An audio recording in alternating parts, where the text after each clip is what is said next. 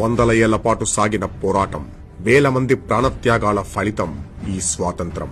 What kind of country are we living in? What kind of a country is this? ప్రభుత్వ సంస్థలు, ప్రజల కోసం పనిచేసే రాజకీయ పార్టీలు, స్కూల్స్, ఆసుపత్రులు అని తేడా లేకుండా ప్రతి చోట జెండా ఎగిరే రోజు. గెలుపు ఓటములతో సంబంధం లేకుండా దేశంలో ప్రతి రాజకీయ పార్టీ జెండా ఎగరేసే రోజు. అలాంటి స్వాతంత్ర దినోత్సవం నాడు 5 ఏళ్ల పాటు రాష్ట్రాన్ని పాలించిన మాజీ ముఖ్యమంత్రి జగన్మోహన్ రెడ్డి జెండా ఎగరేయలేదు, జెండా వందనం చేయలేదు.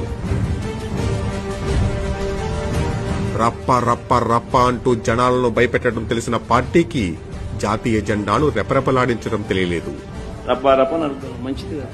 రాజ్యాంగ నిర్మాతకి అవతార రూపమని పొగిడించుకునే వ్యక్తికి ఆ రాజ్యాంగం పట్ల నమ్మకం లేదు. బిఆర్ అంబేద్కర్, జ్యోతిబా పూలే రోకల బండలు తీసుకుని మెత్తగా దంచి దాంట్లో నుంచి మనం తీస్తే జగన్మోహన్ రెడ్డి వచ్చినాడేమో. అధికారంలో ఉన్నన్ని రోజులు పరదాలు మాటున ప్రయాణం చేసిన వ్యక్తి స్వాతంత్ర దినోత్సవం రోజు రాష్ట్రంలో కూడా కనపడలేదు. అధికారం పోతే ప్రజల్ని నిందించడం, దక్క చెల్లెమ్మల ప్రేమాభిమానాలు ఏమయ్యాయో తెలియదు. అవకాశం ఇవ్వకపోతే దేశాన్ని నిందించడం. What kind of a secular country are we living in? తల్లి చెల్లిని దూరం పెట్టి గంజాయి బ్యాచ్ ని ఓదార్చడం. పిల్లలన్నాక వీళ్ళు వయసులో ఉన్నప్పుడు ఏదేదో కేసులు పడి ఉండొచ్చు.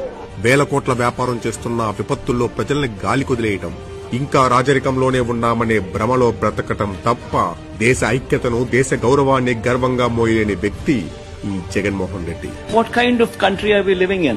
What kind of a state is this?